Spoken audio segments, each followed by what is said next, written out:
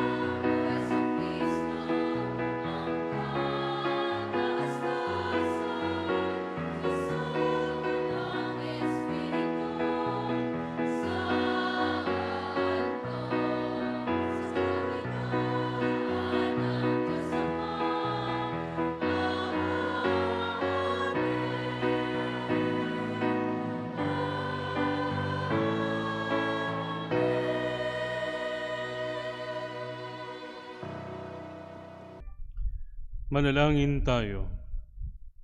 Diyos sa totoo at tao namang totoo, Panginoon naming Hesukristo, ang huling hapunan ay inilagak mo para kami magkasalo-salo sa alaala ng iyong pagpapakasakit ukol sa mga tao.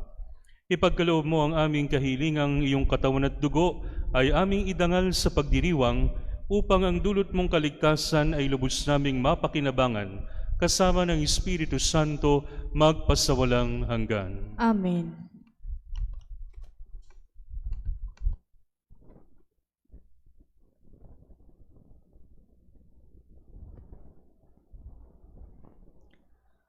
Ang salita ng Diyos mula sa aklat ng Genesis.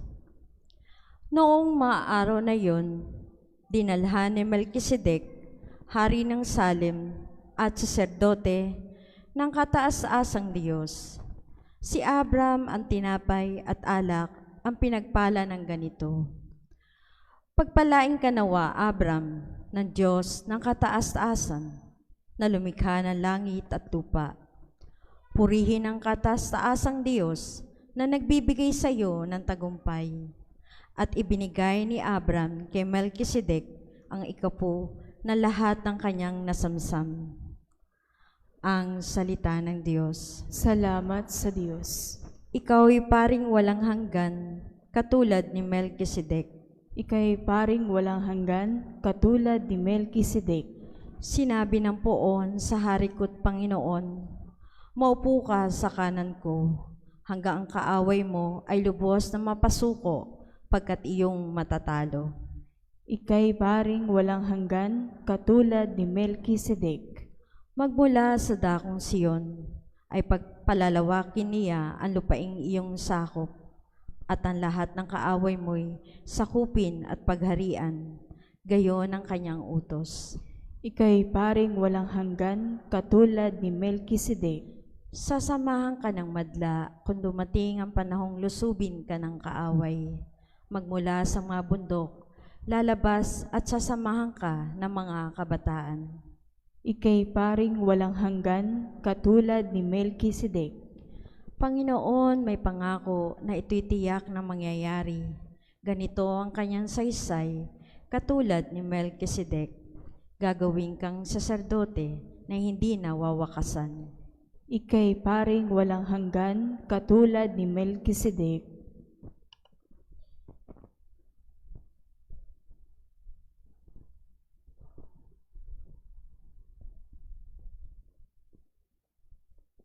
Ang salita ng Diyos mula sa sulat ni Apostol San Pablo sa mga taga-Korinto.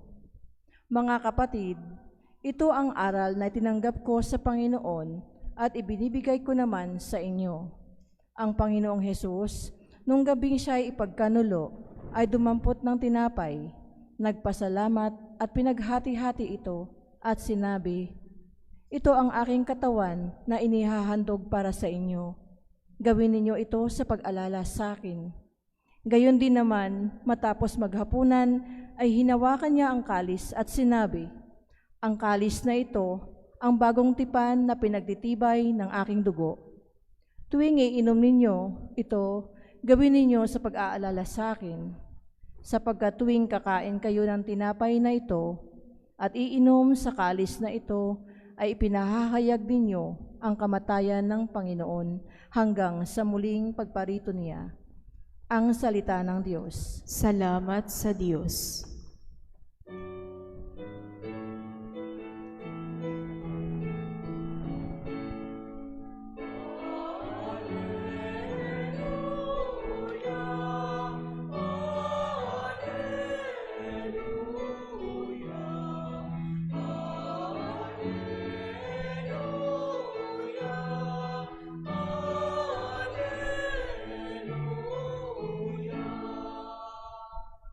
Pagkaing dulot ay buhay, si Jesus na poong mahal, buhay natin siya kailanman.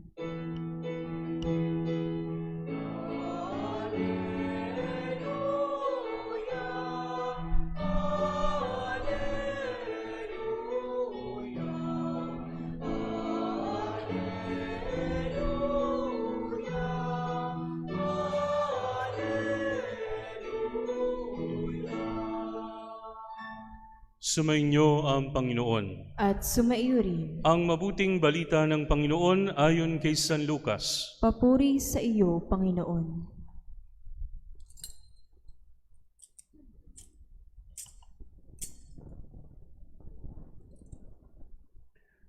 Noong panahong iyon, nagsalita si Jesus sa mga tao tungkol sa paghahari ng Diyos at pinagaling niya ang mga may karamdaman. Nang dumidilim na nilapitan siya ng 12 at sinabi sa kanya, "Paalisin na po ninyo ang mga tao nang makaparoon sila sa mga nayon sa kabukiran sa paligid upang humanap ng makakain at matutuluyan. Nasa ilang na lugar po tayo." Ngunit sinabi niya, "Kayo ang magbibigay sa kanila ng makakain." Sumagot sila, "Wala po tayo kundi 5 tinapay at 2 isda, kaya kailangan bumili kami ng pagkain para sa mga taong ito." May 5,000 lalaki ang naroon, ngunit sinabi niya sa kanyang mga alagad, "Paupuin ninyo sila ng pulu-pulutong na tigli 50." Gayon nga ang ginawa nila. Pinaupo ang lahat. Kinuha ni Jesus ang 5 tinapay at 2 isda, tumingala sa langit at nagpasalamat sa Diyos. Pinaghati-hati niya ang mga ito at ibinigay sa kanyang mga alagad upang ipamahagi sa mga tao. Nakakain ang lahat at nabusog. Tinipon ng mga alagad ang lumabis at nakapuno sila ng 12 bakol. Ang mabuting balita ng Panginoon. Pinupuri ka namin, Panginoong Hesukristo.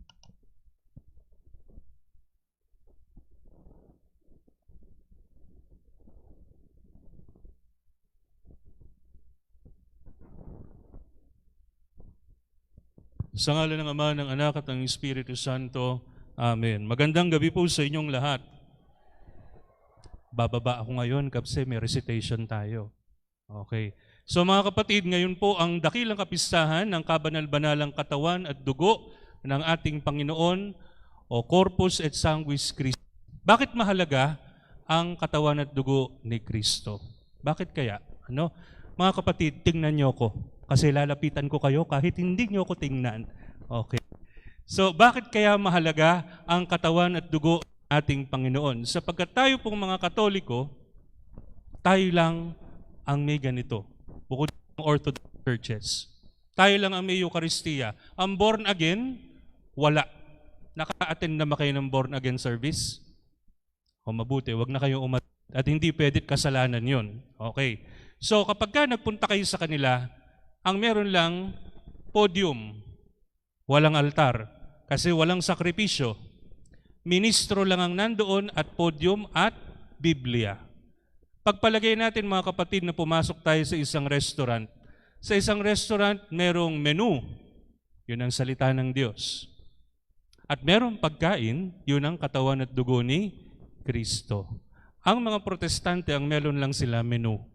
Maaari nilang tingnan, maaari nilang basahin, maaari nilang amuyin, pero hindi nila makukuha at malalasap yung dinidescribe ng menu. Tayo po mga kapatid, may salita ng Diyos. Kababasa lang natin kanina. At meron tayong pagsasaluhan mamaya na salitang nagkatawang tao at yan po ang ating Panginoon sa pamamagitan ng osyang tinatanggap ninyo. Bakit mahalaga ang katawan at dugo ni Kristo? Kasi mahalaga ang presensya. Mahalaga ang presensya.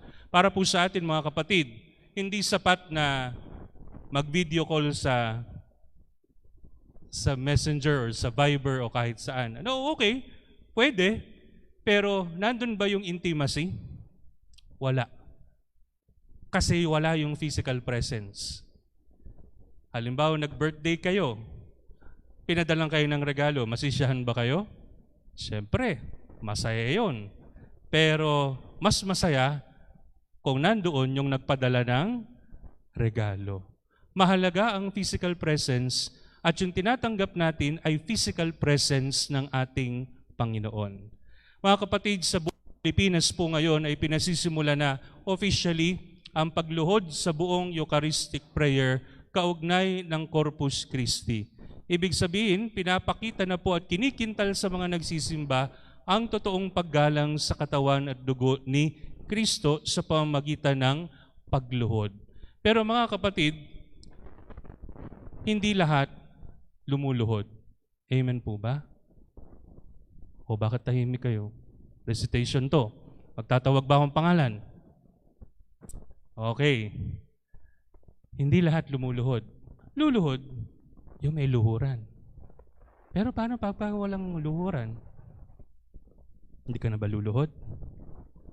Kung naniniwala ka na si Kristo yan at Diyos yan, kahit lupa yan, luluhod ka. Kahit lupa yan. Alam niyo po, kapag ka po Christ the King, yung mga daladala natin yung katawan ni Kristo, pinuprosesyon natin sa buong parokya. Makita niyo yung mga tao, ganyan lang ng ganyan. Picture. Yung iba nagkukwentuhan. Pero alam niyo po, may naantig ako dun sa isang matanda. Kasi kahit gano'n sa katanda, lumuhod siya sa lupa nung dumaan yung Blessed Sacrament. Samantalang yung mas malalakas pa sa kanya, natatakot umitim ang tuhod. Maitim ba tuhod nyo? Mainam ng umitim ang tuhod nyo kaluluhod sa Blessed Sacrament. Kaysa maputi nga ang tuhod ninyo, mapunta naman kayo sa impyerno. Tayo po mga Katoliko, may tinatawag na lex orandi, lex credendi, at lex vivendi. Ano ba itong tatlong Lating salita na ito? Lex orandi, kung paano tayo magdasal, lex credendi, ganun tayo maniwala. At kung paano tayo maniwala, lex vivendi, ganun din tayo mabubuhay. Kung ano yung pinapanalangin natin sa misa, yun ang pinaniniwalaan natin at yun ang isinasabuhay natin. Pero mga kapatid, tayo mga Katoliko ay nasanay na tumatanggap ng komunyon na parang wala lang. Alam niyo po, every Sunday napapansin ko yan. Parang wala lang. Pag sinabi mo katawan ni Kristo, anong sagot? Oo. Mahina pa sa ganyan yung sagot ng mga nangungumunyon sa akin. Pag tinabi sa yung katawan ni Kristo, sasagot kayo ng malakas na, Amen. Huwag niyong intaying ilagay nung pari o lay minister sa palad ninyo yung ostya. Sumagot muna kayo. At ang mga palad, kinakailangang malinis. Kahapon nagmisa ako sa isang chapel, nakita na naman ako ng mga pinagtayaan sa huweteng sa palad. Nakasulat, kung tatanggap ka ng komunyon, hindi dapat namumugalgal yung inyong kamay. Kinakailangan malinis. Kung talagang naniniwala kayo na katawan ni Kristo tinatanggap ninyo, kinakailangan gagawin ninyo ang lahat para maging karapat-dapat. May tanong ako sa inyo. Required ba na kapag ka nagsimba ay mangungumunyon ka? Required ba yon? Mga lay minister, tatanungin ko dahil kayo nagbibigay ng komunyon. Required ba? Ito, Pangulo, tatanungin ko. Ano ba? Pangulo. Required? Ang grade mo, 3. Ikaw. Ang sagot? 3 ka rin. Ito, Tony, ikaw. Ha? Hindi. Ang sagot, depende. Bakit depende? Kung ikaw ay nakapangumpisal, wala kang nagawang mortal sin, hindi ka namumuhay sa kasalanan. Halimbawa, paano ba namumuhay sa kasalanan? Ito'y, halimbawa, nangungumunyon ka pero sinisira mo Sierra Madre.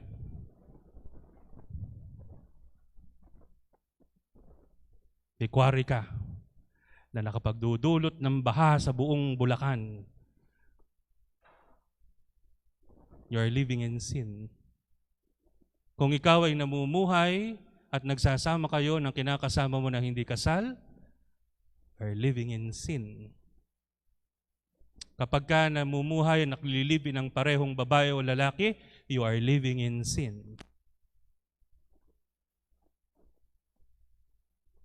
Marami pang example at lahat tayo guilty. Ngayon, kinakailangan mangumpisal. Pero nakapangumpisal ba? Halimbawa, before Mass, nagbura ka ng magmura. Napakalutong na mura, parang bagong sitsaron. Malutong pa sa bagong sitsaron yung mura mo. Bago magsimba, pagkatapos ay mangungumunyong ka. Hindi ka pwedeng mangumunyon. See?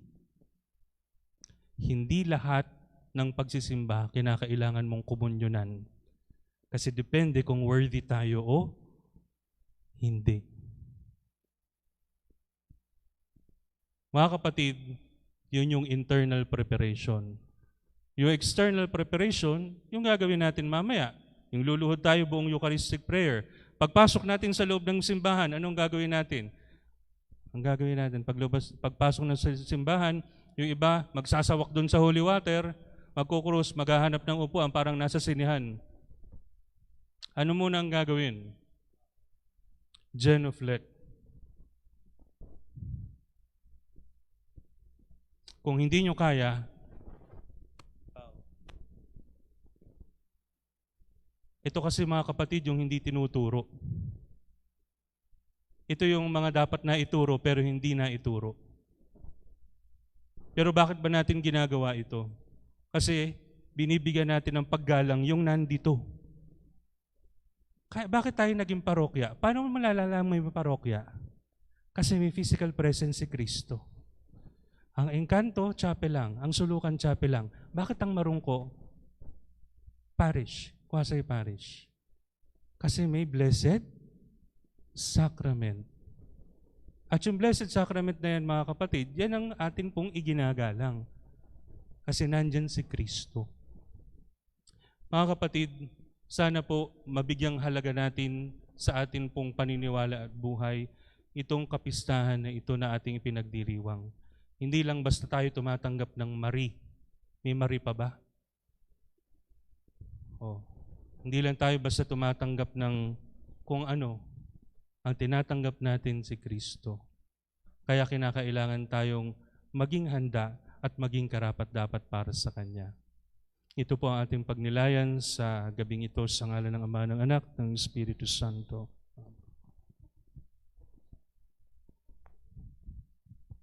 Ipahayag natin ang ating pananampalataya. Sumasampalataya ako sa Diyos Amang makapangyarihan sa lahat na may gawa ng langit at lupa. Sumasampalataya ako kay Hesukristo, iisang anak ng Diyos, Panginoon nating lahat. Nagkatawan tao siya, lalang ng Espiritu Santo, ipinanganak ni Santa Maria Birhen, pinagpakasakit ni Poncio Pilato, ipinako sa krus na matay nilibing, nanaog sa kinaroroonan ng mga yumao, nang may 3 araw na buhay na mag-uli, umakyat sa langit, naluluklok sa kanan ng Diyos Amang makapangyarihan sa lahat. Doon magmumulang paririto at huhukom sa nangabubuhay at nangamatay na tao. Sumasampalataya naman ako sa Diyos Espiritu Santo, sa banal na simbahang katolika, sa kasamahan ng mga banal, sa kapatawaran ng mga kasalanan, sa pagkabuhay na muli ng nangamatay na tao, at sa buhay na walang hanggan. Amen. Manalangin tayo sa Panginoong Hesus upang makaisa niya tayo sa pagtugon sa pangangailangan at kagutuman ng kapwa. Ang atin pong itutugon, Panginoon, dinggin ang aming panalangin. Panginoon, dinggin ang aming panalangin. Para sa simbahang nagugutom, sa tunay na diwa ng pamayanan, upang tumulong ang lahat sa pagtatatag ng isang sambayanang nagkakaisa sa kabila ng pagkakaiba. Dumalangin tayo sa Panginoon. Panginoon, dinggin ang aming panalangin. Para sa mga Kristiyanong pinaghihiwalay dahil sa iba't ibang paniniwala kay Kristo, subalit nagugutom sa pagkakaisa at pagsasalo sa iisang hapag, upang makamit nila ang kanilang minimithi.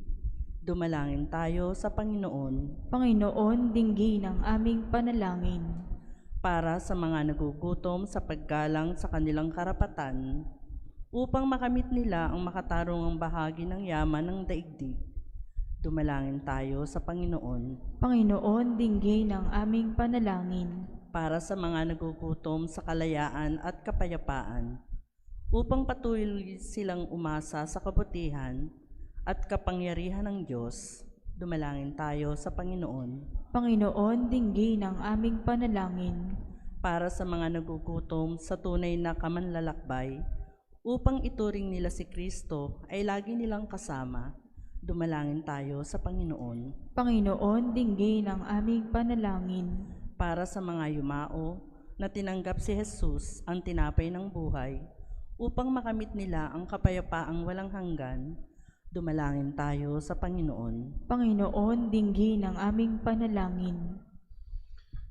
Panginoong Hesukristo, tugunin mo ang iyong pag-ibig.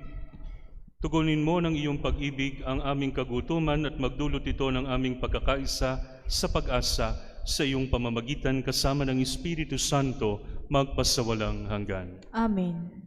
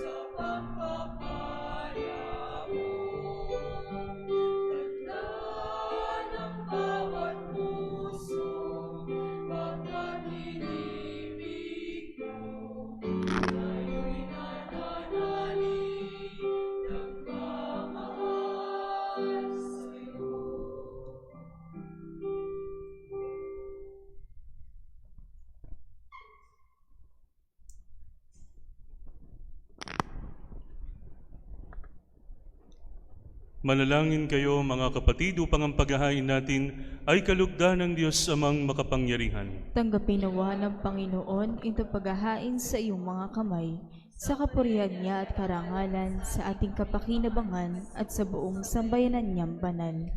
Ama naming lumikha, bigyan mo ngayon ng iyong sambayanan ng mga kaloob ng pagkakaisa at kapayapaan na ipinahihiwatig ng mga alay namin sa paghahaing ipinagdiriwang. Sa pamamagitan ni Hesukristo, kasama ng Espiritu Santo, magpasawalang hanggan. Amen. Sumainyo ang Panginoon. At sumaiyo rin. Itaas sa Diyos ang inyong puso at diwa. Itinaas na namin sa Panginoon. Pasalamatan natin ang Panginoong ating Diyos. Marapat na siya ay pasalamatan. Ama naming makapangyarihan, tunay ngang marapat na ikaw ay aming pasalamatan sa pamamagitan ni Hesukristo na aming Panginoon.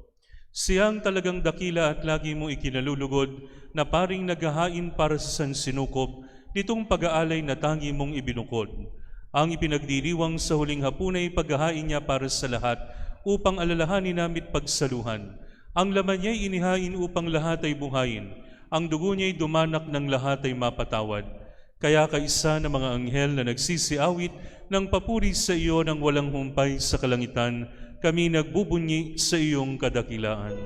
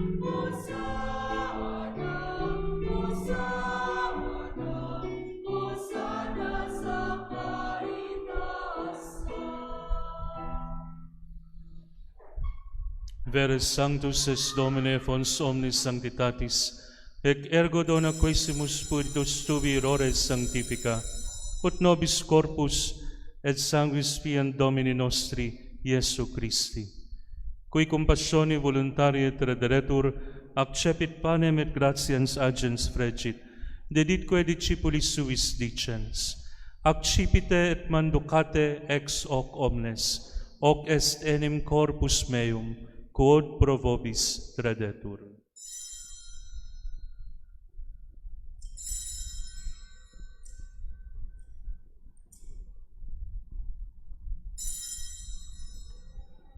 Simili modo, postquam cenatum est, accipiens et calicem, iterum tibi gratias agens dedit discipulis suis dicens, accipite et bibite ex eo omnes, hic est enim calix sanguinis mei, novi et eterni testamenti, qui pro vobis et pro multis effundetur in remissionem peccatorum, hoc facite in meam commemorationem.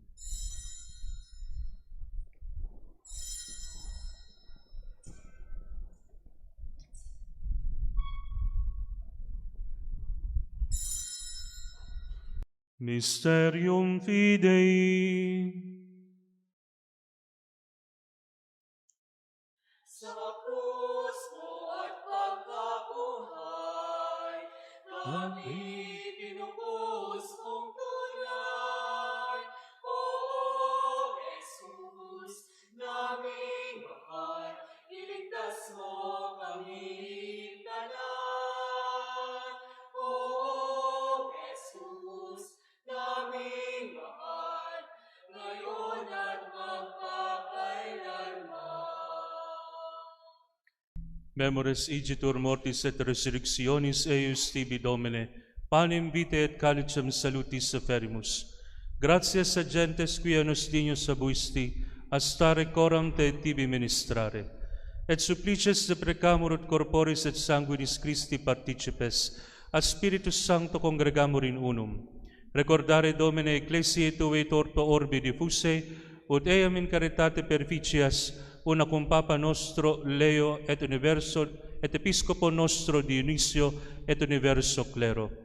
Memento etiam fratrum nostrorum, qui in spe resurrectionis dormierunt, omniumque in tua miseratione defunctorum, et eius in lumen vultus tui admite.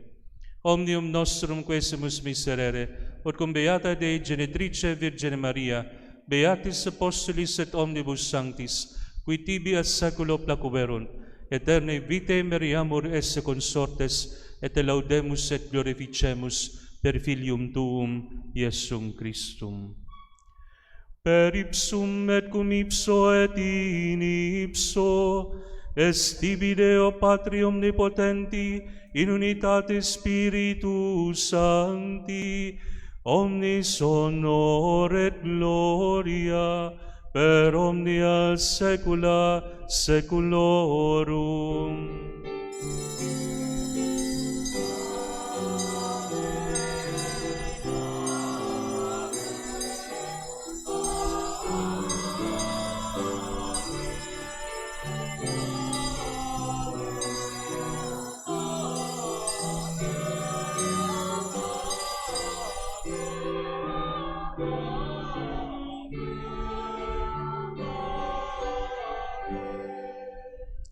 Sa tagubilin ng mga nakagagaling na utos sa turo ni Jesus na Panginoon natin at Diyos, ipahayag natin ng lakas loob.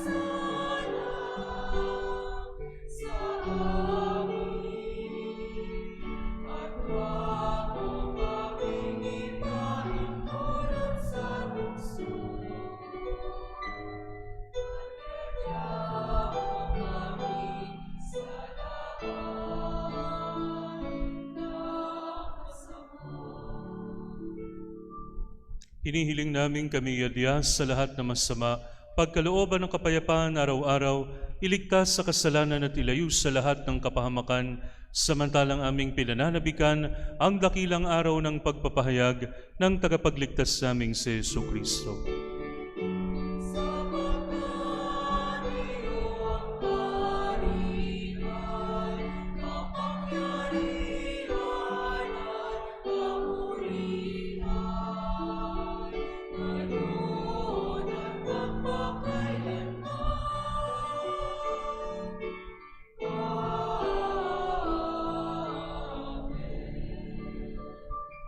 Panginoong Hesukristo, sinabi mo sa iyong mga apostol, kapayapaan ang iniiwan ko sa inyo. Ang aking kapayapaan ang binibigay ko sa inyo. Tunghayan mo ang aming pananampalataya at huwag ang aming mga pagkakasala. Pagkalooban mo kami na kapayapaan at pagkakaisa ayon sa iyong kalooban, kasama ng Espiritu Santo, magpasawalang hanggan. Amen. Ang kapayapaan ng Panginoon ay laging sumainyo. At sumaiyo rin. Magbigayan kayo ng kapayapaan sa isa't isa. Peace be with you.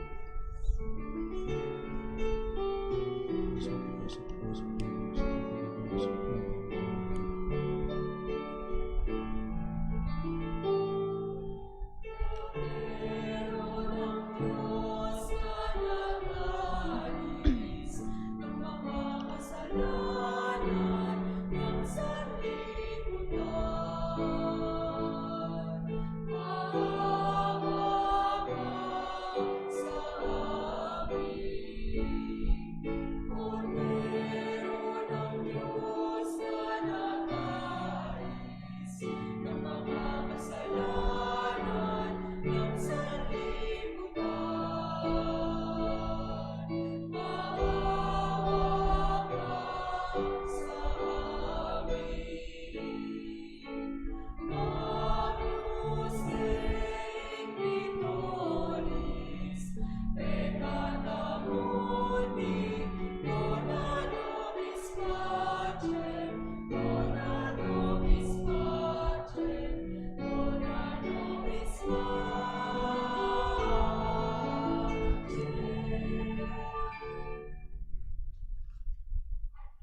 Ito ang kordero ng Diyos, ito nag-aalis sa mga kasalanan ng sanlibutan. Mapalad ang mga inaanyayahan sa kanyang banal na piging. Panginoon, hindi ako karapat-dapat na magpatuloy sa iyo, ngunit sa isang salita mo lamang ay gagaling na ako.